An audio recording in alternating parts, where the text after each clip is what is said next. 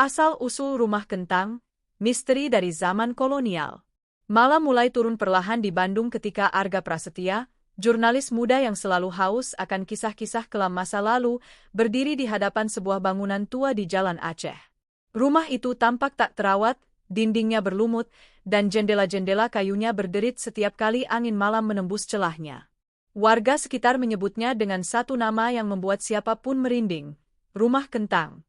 Ditemani oleh Naya Sasmita, seorang fotografer dokumenter yang tak kalah penasaran, Arga mengambil napas panjang. Ia sudah mendengar banyak cerita. Ada yang bilang rumah itu dihuni arwah anak kecil yang hilang, ada pula yang bercerita tentang keluarga Belanda yang menyimpan rahasia kelam. Tetapi belum ada satupun yang bisa membuktikan asal-usul legenda tersebut secara historis. Mungkin ini hanya rumah kosong yang kebetulan tua dan terlihat angker, kata Naya mencoba meredakan ketegangan, meski matanya tak lepas dari daun pintu besar yang tampak seperti akan runtuh. Arga menggeleng pelan. Kalau hanya rumah tua, kenapa sejak dulu penduduk dilarang masuk? Kenapa pemerintah kota tidak pernah mengusulkan renovasi? Dan kenapa, sampai hari ini, orang masih mencium bau kentang rebus setiap lewat sini? Naya terdiam. Ya, aroma itu nyata. Mereka berdua menciumnya dari tadi, hangat, tajam, dan menyesakkan, seolah ada dapur besar yang bekerja tak jauh dari mereka. Padahal, semua tahu rumah itu tak berpenghuni lebih dari 50 tahun. Arga membuka catatan kecil yang ia bawa. Ia menemukan informasi bahwa rumah tersebut pertama kali dibangun pada akhir tahun 1890-an oleh seorang tuan tanah bernama Johannes van der Leeuw, seorang kolonel pensiunan Belanda yang terkenal karena kekejamannya.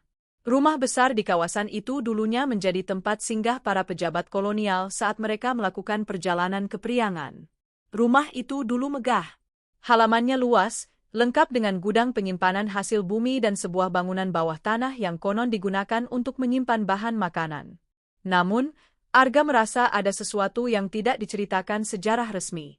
Mengapa bangunan sebesar itu ditinggalkan begitu saja? Naya mengarahkan kameranya ke arah jendela di lantai 2. Sepertinya ada yang bergerak, gumamnya. Namun ketika ia menekan tombol kamera, bayangan itu menghilang, seperti ditelan kegelapan. Arga mencoba mengetuk pintu. Keras, kayunya rapuh, tetapi tidak bergerak. Terkunci dari dalam. Di tengah udara dingin yang mulai menusuk, seorang pria paruh baya tiba-tiba muncul dari arah samping rumah. Wajahnya tegas, rambutnya memutih, dan langkahnya mantap. Jangan sembarang mengetuk, katanya dengan suara berat. Rumah ini tidak suka diganggu. Arga dan Naya tersentak. Pria itu memperkenalkan dirinya sebagai Kisura, penjaga kawasan tua tersebut. Ia mengaku sudah lama mengawasi rumah kentang dan mengetahui semua cerita yang beredar. Kisura memandang rumah itu dengan mata muram. Rumah ini punya sejarah yang tidak semua orang sanggup mendengarnya, katanya. Dulu, tempat ini bukan sekadar rumah. Ada rahasia yang disembunyikan di dalam tanahnya. Dan aroma kentang yang kalian cium itu, bukan karena ada dapur. Arga merasakan bulu kuduknya berdiri. Naya menggenggam kameranya lebih erat. Kisura melanjutkan, aroma itu berasal dari sesuatu yang lebih tua daripada rumah ini. Sesuatu yang pernah terjadi di sini. Sesuatu yang tidak pernah benar-benar pergi. Hening seketika menyelimuti mereka bertiga. Angin yang bertiup membawa aroma kentang semakin kuat, seakan mendorong mereka untuk masuk, melihat, memahami. Arga menelan ludah. Ia tahu, penyelidikan ini akan membawanya lebih jauh dari sekadar legenda urban. Dan malam itu, untuk pertama kalinya, ia merasakan bahwa rumah kentang bukan hanya menyimpan cerita, melainkan menunggu untuk menceritakannya. Tragedi anak hilang dan awal mula aroma kentang rebus. Malam itu semakin pekat ketika Arga dan Naya mengikuti Kisura menuju sebuah bangku batu tua di samping rumah kentang.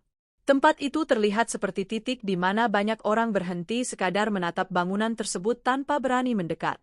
Lampu jalan yang redup membuat suasana semakin suram, tetapi Kisura justru tampak tenang, seolah ia telah berpuluh tahun berdampingan dengan ketakutan yang membekap kawasan tersebut. Kalau kalian ingin tahu asal mula aroma kentang itu, kata Kisura sambil duduk perlahan, maka kalian harus mendengar kisah yang selama ini sengaja tidak dituliskan.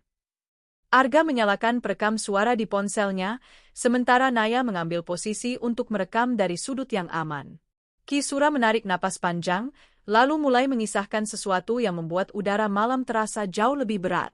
Menurut cerita warga lama yang diwariskan secara turun-temurun, pada awal tahun 1930-an, keluarga Van der Leeuw tinggal di rumah tersebut bersama seorang anak lelaki berusia 7 tahun bernama Eduard van der Leeuw.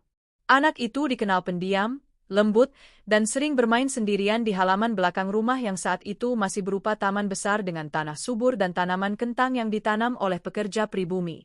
Suatu hari, saat badai besar menghantam Bandung, Eduard menghilang. Tidak ada teriakan, tidak ada suara pecahan kaca, tidak ada tanda-tanda perlawanan.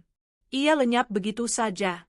Ayahnya, Tuan Johannes, menjadi gila setelah kejadian itu, kata Kisura. Seluruh rumah diperiksa. Gudang bawah tanah dibongkar. Bahkan pekerja-pekerjanya disiksa karena dianggap menyembunyikan anak itu. Tapi hasilnya sama. Eduard tidak pernah ditemukan. Arga mencatat setiap detail. Jadi hilangnya anak itu yang menjadi awal dari cerita rumah kentang. Kisura menggeleng pelan. Bukan hilangnya. Tapi apa yang ditemukan beberapa hari kemudian. Naya menahan napas. Kisura menatap mereka bergantian sebelum melanjutkan. Pada malam kelima setelah badai, warga sekitar mencium aroma kentang rebus sangat kuat dari arah rumah ini. Padahal keluarga itu tidak pernah memasak sendiri. Ketika para penjaga memeriksa dapur, mereka tidak menemukan apapun. Tidak ada panci, tidak ada api, tidak ada jejak makanan. Kisura berhenti sejenak, seakan memastikan mereka masih sanggup mendengar kelanjutannya. Namun ketika aroma itu semakin menusuk, seseorang membuka pintu menuju gudang bawah tanah. Di sanalah mereka menemukan sesuatu. Naya menelan ludah. Apa yang mereka temukan? Sepatu kecil milik Eduard, jawab Kisura lirih. Basah, berlumpur, dan hangat. Seakan baru saja dipakai oleh seseorang. Arga merasakan punggungnya merinding. Ia teringat cerita penduduk setempat, aroma kentang, suara langkah kecil, dan pintu gudang bawah tanah yang sesekali berderit sendiri. Sejak hari itu, lanjut Kisura, aroma kentang rebus muncul setiap malam. Kadang lembut, kadang sangat kuat hingga membuat orang mual. Dan setiap kali aroma itu muncul, beberapa pekerja mengaku mendengar suara tawa kecil dari balik dinding gudang. Naya merapatkan jaketnya. Angin malam tiba-tiba terasa jauh lebih dingin. Kisura menunjuk jendela lantai 2. Banyak yang percaya bahwa Eduard tidak benar-benar hilang. Ada yang bilang ia kecelakaan jatuh ke dalam lubang penyimpanan kentang dan tidak ditemukan.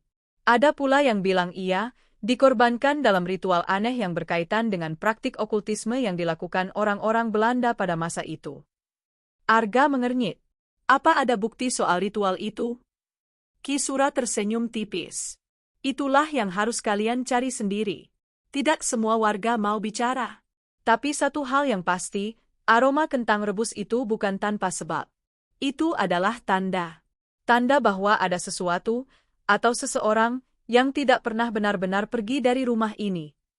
Tiba-tiba angin berhembus lebih kuat, membawa aroma kentang begitu tajam hingga Arga terbatuk. Naya buru-buru mematikan kamera karena tangannya bergetar. Dari arah rumah, sebuah suara pelan terdengar, duk, duk, duk. Seperti langkah kecil di lantai kayu. Arga menatap ke arah sumber suara, tapi yang terlihat hanya jendela gelap yang menghadap ke jalan. Tidak ada apapun. Tidak ada bayangan. Tidak ada gerakan. Tapi suara itu ada. Dan aroma kentang semakin menusuk. Kisura berdiri perlahan. Itu panggilan, katanya dengan suara rendah. Jika kalian benar-benar ingin tahu kebenaran sejarah rumah kentang, kalian harus masuk ke dalamnya. Tapi jangan malam ini. Kenapa? Tanya Naya cepat. Karena malam ini, jawab Kisura, bukan malam yang aman bagi orang luar. Arga dan Naya saling berpandangan. Ini bukan lagi sekadar legenda urban. Ini awal dari perjalanan gelap menuju sejarah yang tidak pernah ditulis di buku manapun. Dan rumah kentang baru saja memberi salam pertamanya. Penjaga rahasia, pertemuan Arga dan Kisura. Keesokan paginya, Kabut tipis masih menggantung di sekitar kawasan Jalan Aceh ketika Arga dan Naya kembali mendatangi lokasi rumah Kentang. Meski matahari telah terbit, suasana di sekitar bangunan tua itu tetap terasa suram. Dindingnya seperti menahan dingin malam, dan pepohonan di sekelilingnya bergoyang pelan meski angin hampir tak terasa. Ki Sura sudah menunggu mereka di depan pagar besi tua yang catnya mengelupas. Penampilannya sama seperti malam sebelumnya, tenang, tatapannya tajam, namun wajahnya menyimpan semacam kepasrahan yang sulit dijelaskan. "Aku tahu kalian akan kembali," kata Ki Sura sambil membuka pagar perlahan. "Tidak banyak orang yang berani datang 2 kali." Arga melangkah mendekat. "Kami ingin mencari kebenaran, Ki. Apapun itu." Ki Sura memandang Arga lama sekali, seolah sedang menilai apakah niatnya sungguh-sungguh atau hanya sekadar sensasi. "Kalau begitu," katanya akhirnya, "ada sesuatu yang harus kalian dengar sebelum kalian melangkah lebih jauh." Mereka bertiga berjalan menuju bangku batu yang sama seperti malam sebelumnya, tetapi kali ini Ki Sura tidak duduk. Ia berdiri tegap, seolah cerita yang akan ia sampaikan membutuhkan kekuatan penuh untuk keluar dari mulutnya. "Rumah ini," ujar Ki Sura perlahan, "tidak hanya menyimpan kisah tentang seorang anak yang hilang. Ada sejarah yang jauh lebih gelap. Dan sejarah itu berhubungan dengan apa yang dilakukan keluarga Van der Leeuw sebelum Edward lahir." Arga mengeluarkan catatannya. Naya menyalakan kamera. Mereka bersiap. Ki Sura melanjutkan, "Johannes van der Leeuw bukan hanya seorang kolonel tua. Ia terlibat dalam sebuah kelompok rahasia yang dipercaya mempraktikkan ritual untuk memperpanjang usia. Tentu, hal seperti itu dianggap tahayul, tapi ada sesuatu yang membuat rumah ini berbeda. Di bawah rumah ini, ada ruang bawah tanah yang tidak tercatat dalam dokumen resmi." Arga mengangkat wajahnya cepat. "Ruang itu untuk apa?" Ki Sura menarik napas panjang. "Untuk menyimpan persembahan. Mereka menyebutnya Offerplaats, tempat pengorbanan." Naya merinding. "Dan warga tidak pernah tahu?" "Sebagian tahu," jawab Ki Sura. "Tapi mereka diam. Karena pada masa itu, siapapun yang melawan kolonial bisa hilang begitu saja." Ki Sura kemudian berjalan menuju sisi kanan rumah, mengajak Arga dan Naya mengikuti. Di sana, mereka melihat sebuah pintu kayu kecil yang sebagian tertutup semak-semak. Pintu itu tampak lebih tua daripada bangunan utama. Besinya berkarat, kayunya retak-retak. "Inilah pintu lama menuju ruang penyimpanan Kentang," kata Ki Sura. "Tapi bukan itu yang penting. Di balik pintu ini, ada jalur menuju ruangan lain. Ruangan yang tidak pernah dibuka lagi sejak para pekerja pribumi menghilang satu persatu." Arga berdebar. "Jadi hilangnya pekerja itu berhubungan dengan ritual yang dilakukan Johannes," jawab Ki Sura tegas. "Para pekerja itu dipaksa membantu, tanpa mereka tahu apa yang sebenarnya terjadi." Naya menatap pintu tua itu dengan cemas. "Ki, apakah ini berarti aroma kentang rebus yang muncul selama bertahun-tahun berasal dari ruangan itu?" Ki Sura mengangguk pelan. "Ya dan tidak. Sebagian aroma memang berasal dari gudang kentang yang dulu aktif. Tapi saat rumah ini ditinggalkan, tidak ada lagi kentang. Jadi dari mana aroma itu? Itulah misterinya." Arga menyadari sesuatu. "Ki, apakah mungkin aroma itu adalah tanda sesuatu yang dibakar? Atau tubuh manusia?" Ki Sura menatapnya tajam. "Ada orang yang percaya begitu. Tapi aku tak akan menyimpulkan tanpa bukti. Yang jelas, para saksi yang masuk terakhir kali ke ruangan itu tidak kembali dengan utuh." "Utuh?" tanya Naya. Ki Sura memejamkan mata sejenak. "Mereka kembali, tapi tidak bicara lagi. Tidak pernah." Wajah mereka memutih seperti kapur, tatapan kosong, tubuh gemetar. Mereka hanya bisa menunjuk ke arah rumah. Lalu beberapa bulan kemudian, mereka meninggal satu persatu. Angin berhembus sedikit lebih kencang. Daun-daun kering berguguran. Arga merasakan ada sesuatu yang berubah pada atmosfer rumah itu, seperti bangunan tersebut mendengar percakapan mereka. "Ki," tanya Arga, "kenapa Ki bisa tahu semua ini?" Ki Sura terdiam. Lalu ia berkata, "Ayahku adalah salah satu penjaga rumah ini pada akhir 1940-an. Ia menyaksikan perubahan rumah ini dari tempat yang terang menjadi tempat yang gelap. Ia adalah orang terakhir yang melihat ruang rahasia itu terbuka. Arga terpaku. Lalu, apakah ayah Ki juga menjadi korban? Ki Sura mengangguk pelan. Ia meninggal dengan cara yang sama. Tanpa suara, tanpa penjelasan. Dan sejak itu, menjaga ketenangan rumah ini menjadi tugasku. Naya mendekat. Jadi Ki tidak pernah masuk ke ruang itu lagi. Tidak pernah. Dan tidak akan. Tapi kalian, Ki Sura berhenti, lalu memandang mereka dalam-dalam. Jika kalian ingin menemukan kebenaran sejarah rumah kentang, kalian harus menemukan cara untuk masuk ke dalam ruang itu. Arga menelan ludah. Ini bukan lagi sekadar liputan. Ini tantangan yang membawa risiko nyata. Ki Sura menambahkan, tapi sebelum itu, ada seseorang yang harus kalian temui. Seseorang yang masih hidup dan menjadi saksi terakhir dari tragedi anak kecil itu. Siapa? Tanya Arga cepat. Bu Marni, jawab Ki Sura. Warga lama Sarijadi yang pernah melihat sesuatu yang berkaitan dengan Edward van der Leeuw. Arga dan Naya saling pandang. Perjalanan mereka baru saja memasuki babak yang lebih dalam. Rumah kentang bukan hanya menyimpan kisah mistis, tetapi sejarah gelap yang melibatkan kekuasaan, ritual, dan tragedi manusia. Dan kini, mereka akan mencari saksi hidup terakhirnya. Pengungkapan arsip gelap pemerintah kolonial. Langit Bandung mulai mendung ketika Arga dan Naya tiba di rumah Bu Marni, sebuah rumah sederhana di kawasan Sarijadi yang dikelilingi tanaman rambat dan bunga-bunga tua. Perempuan itu menunggu mereka di teras kayu, duduk dengan selimut tipis di lututnya. Wajahnya terlihat lelah, namun matanya tajam, mata seseorang yang telah menyimpan cerita terlalu lama. Masuklah, sebelum hujan turun, katanya dengan suara serak. Arga dan Naya duduk di ruang tamu yang dipenuhi foto-foto keluarga. Namun ada satu foto yang langsung menarik perhatian Arga. Sebuah potret lawas rumah besar bergaya kolonial, rumah kentang, yang terlihat jauh lebih megah dan bersih dibandingkan sekarang. Bu Marni memperhatikan arah pandangan Arga. Itu foto tahun 1941, katanya pelan. Waktu rumah itu masih digunakan pemerintah Belanda sebagai tempat penyimpanan logistik. Tapi bukan itu fungsi utamanya. Arga mencondongkan tubuh. Ki Sura bilang ibu melihat sesuatu yang berkaitan dengan Edward.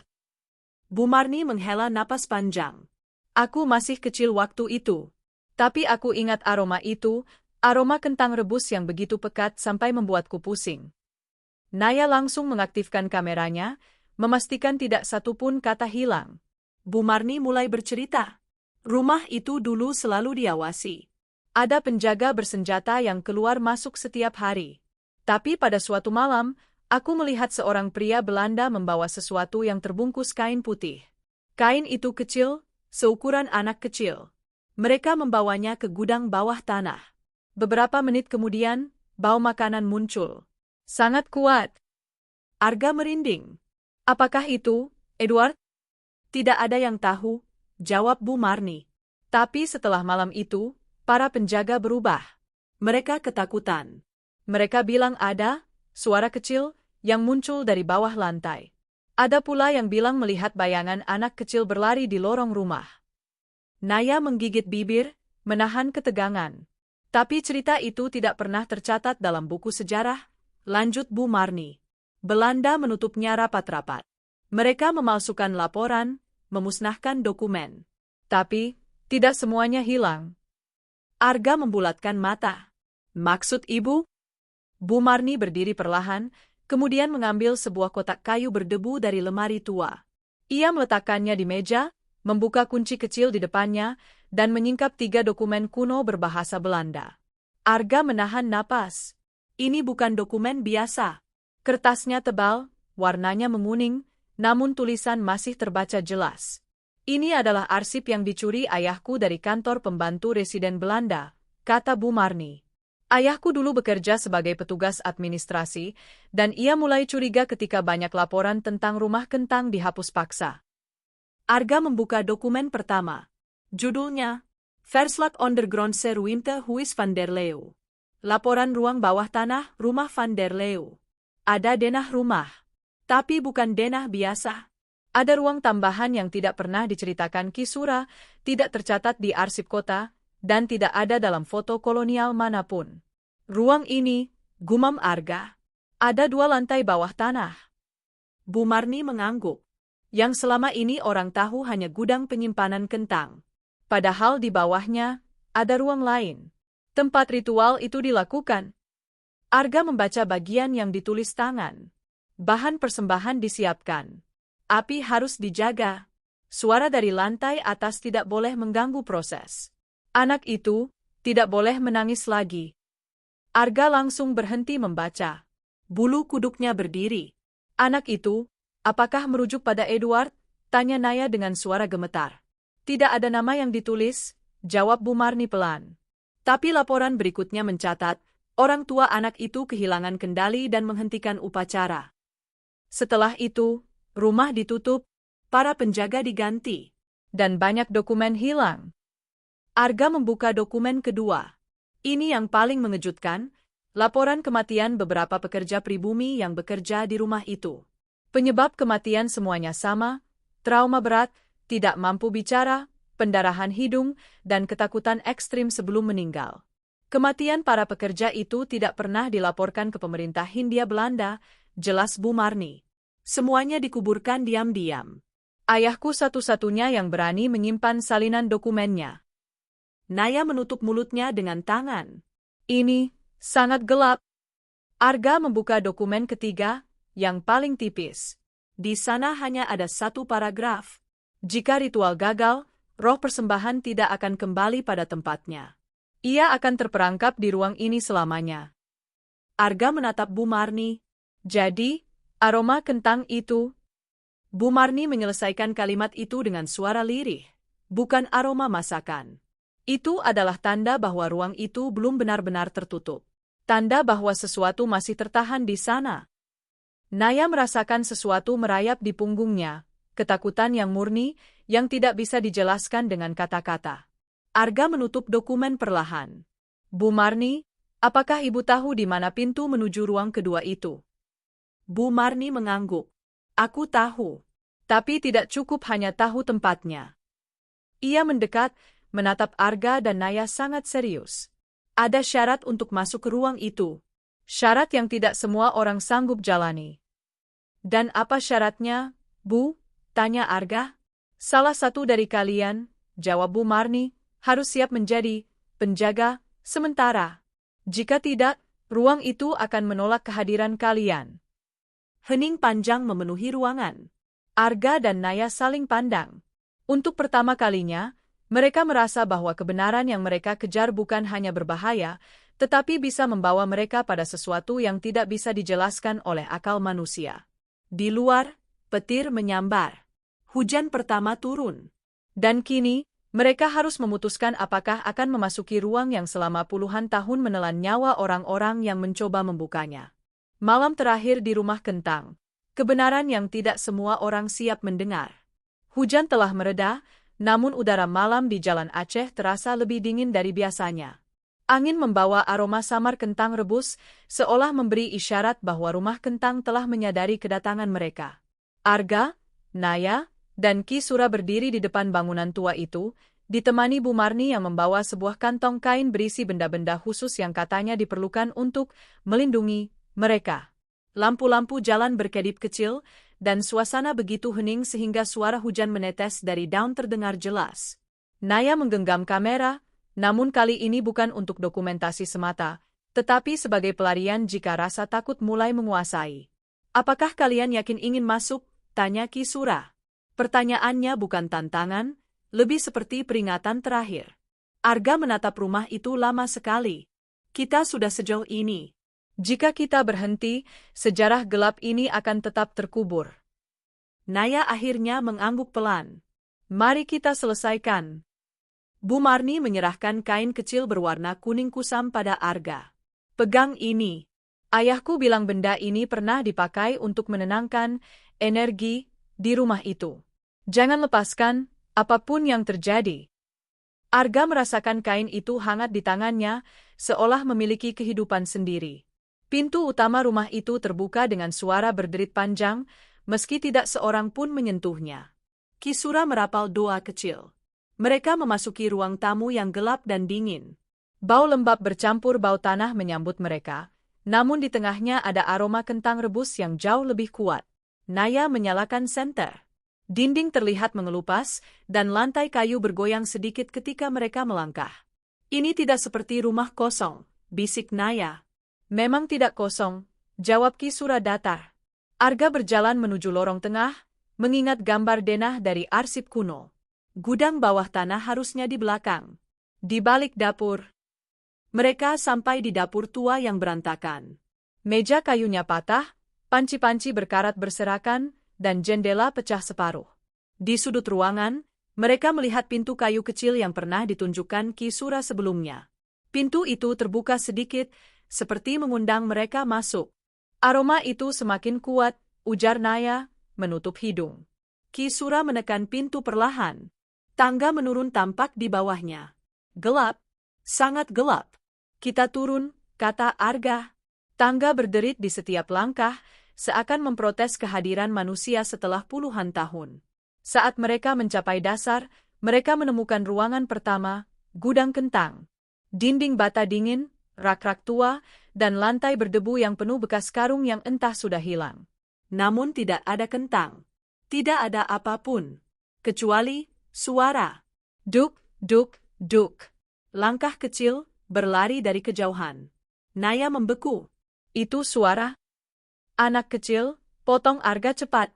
Ki Sura mengangkat tangannya, memberi isyarat agar mereka diam. Suara itu bergerak cepat di belakang mereka, namun tidak ada sosok yang terlihat.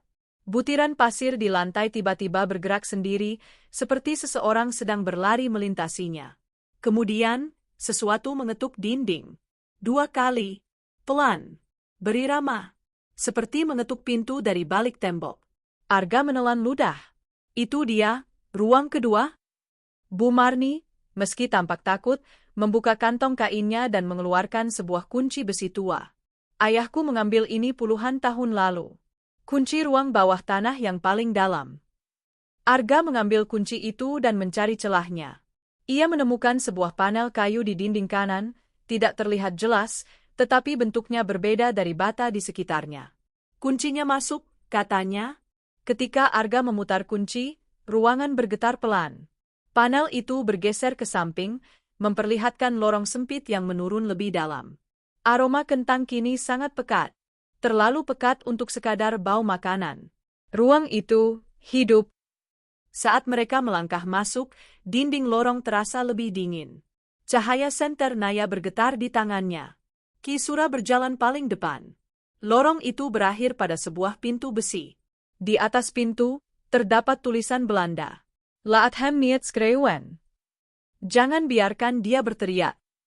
Naya mundur setengah langkah. Arga, mungkin kita tidak seharusnya? Arga menatap pintu itu dalam-dalam. Kita harus tahu. Ia membuka pintu.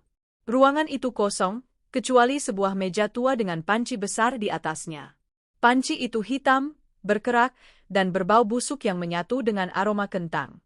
Di lantai, ada noda kehitaman yang sudah menempel bertahun-tahun. Arga mendekati panci itu. Naya menahan napas. Ki Sura merapal doa lebih keras. Saat Arga menyentuh panci itu. Duk, duk, duk. Langkah kecil terdengar tepat di belakang mereka. Naya menoleh cepat, dan ia melihat bayangan kecil melintas di sudut ruangan. Tidak jelas, tapi bentuknya seperti anak laki-laki. Pakaian lusuh. Tubuh kecil. Bergerak begitu cepat lalu menghilang seperti hilang tertelan udara. Ayah, di mana ayah? Bisikan kecil terdengar dari arah gelap. Naya menjerit. Arga tertegun. Ki Sura menutup telinga. Bayangan itu muncul lagi di depan mereka, lebih jelas. Seorang anak kecil bermata pucat menatap mereka dengan wajah sedih. Edward. Ia menunjuk ke panci, lalu ke dinding, lalu ke tanah yang retak. Aku, di sini. Suara itu membuat ruangan bergetar. Dinding mengeluarkan bunyi retakan kecil. Aroma kentang berubah menjadi bau hangus yang menyesakkan. Arga merasa jantungnya hampir berhenti. Ia mendekat sedikit. Edward, kau ingin kami tahu apa yang terjadi padamu? Anak itu mengangguk perlahan. Lalu tubuhnya perlahan menyerupai asap putih yang mengarah pada retakan lantai. Ki Sura memekik, dia terperangkap. Ritual itu membuat rohnya tidak bisa pergi. Tanah bergetar. Panci bergerak sendiri. Angin dingin menerjang ruangan. Lampu senter Naya mati. Keluar, teriak Bu Marni. Ruang ini akan menutup lagi. Arga menarik Naya, sementara Ki Sura membimbing mereka. Langkah mereka tergesa. Guncangan makin kuat. Pintu besi menutup perlahan, seperti ditarik kekuatan dari dalam. Saat mereka keluar dari ruangan kedua, panel dinding tertutup dengan keras. Suara langkah kecil berhenti. Aroma kentang menghilang. Sunyi. Rumah itu kembali diam, seolah lega bahwa rahasianya akhirnya diceritakan. Di luar rumah, Arga memandang bangunan itu untuk terakhir kalinya. Kita tidak bisa mengabaikan ini. Edward pantas mendapatkan kebenaran. Naya mengangguk. Dan dunia harus tahu sejarah kelam rumah ini. Ki Sura menatap mereka dengan campuran hormat dan kecemasan. Kalian sekarang menjadi bagian dari cerita rumah ini.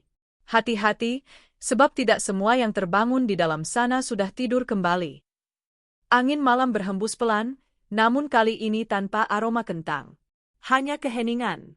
Dan di balik jendela lantai 2, untuk sesaat, Arga melihat bayangan kecil melambaikan tangan. Lalu hilang selamanya. Rumah itu akhirnya tenang. Namun kisahnya baru saja dimulai bagi dunia luar. Malam semakin larut ketika Arga, Rani, dan Pak Wirya berdiri di depan rumah kentang Bandung yang kini tampak sunyi. Perjalanan panjang mereka menelusuri sejarah kelam rumah itu bukan hanya membuka tabir misteri tentang suara tangis, aroma kentang rebus, dan bayangan yang menunggu di lorong gelap, tetapi juga mengungkapkan bahwa di balik setiap legenda, selalu ada kisah manusia yang pernah tersakiti. Rumah kentang adalah saksi bisu tentang keluarga yang hancur, cinta yang hilang, dan amarah yang tak pernah tersampaikan. Kini, setelah semuanya terungkap, Arga menutup buku catatannya. Rani memandang rumah itu untuk terakhir kalinya, sementara Pak Wirya menghela napas panjang, seakan beban bertahun-tahun akhirnya terlepas. Entah mitos itu akan terus diceritakan atau perlahan memudar, satu hal pasti, setiap tempat menyimpan memorinya sendiri, dan tidak semuanya ingin dilupakan. Mereka melangkah pergi, meninggalkan rumah kentang dalam keheningan, namun seakan dari kejauhan, samar terdengar suara langkah kecil, bergema di antara tembok tua yang menua oleh waktu. Kisah sudah selesai, namun misterinya mungkin tidak pernah berakhir.